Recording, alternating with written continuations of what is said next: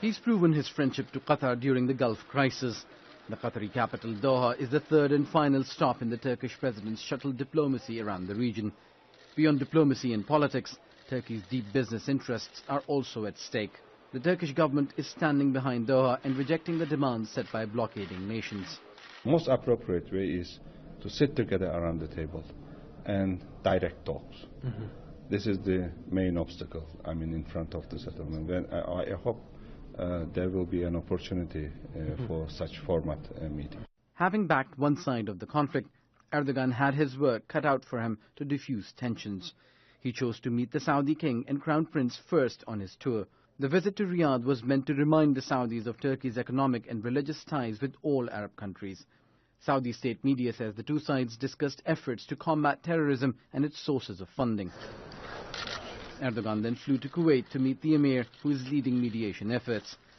Turkey supports the Kuwaiti efforts, which are also backed by the US, Britain, France and other international allies. Qatar's measured response is thought by some to have helped contain the crisis. The Qataris were able to say, we're not involved in this, and that's the proof, and they went ahead and signed a major document with the USA, and the USA gave a clean bill. A conference on freedom of expression is underway in Qatar, which is hosting representatives from more than 200 international rights groups and media organizations.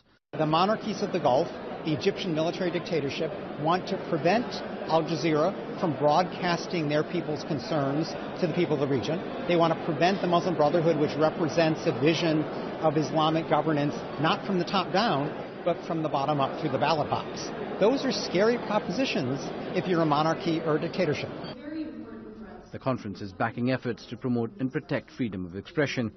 There's also recognition of the responsibility of a free media, especially during the Gulf crisis, when some media has also been used as a tool to advance political agendas and spread false news.